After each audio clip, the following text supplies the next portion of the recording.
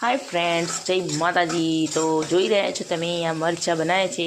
પહેલાં તેલ ગરમ કરીને અંદર રાઈ નાખી દીધી, પછી મરચાં, હળદર, મીઠું, ધાણા જીરું પાવડર।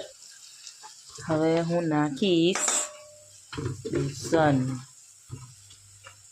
ચણાનો લોટ છે,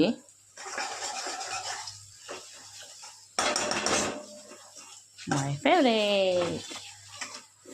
ભાઈ મને જમવાનું બનાવવાનો બી બહુ શોખ છે અને સારું જમવાનો બી બહુ શોખ છે।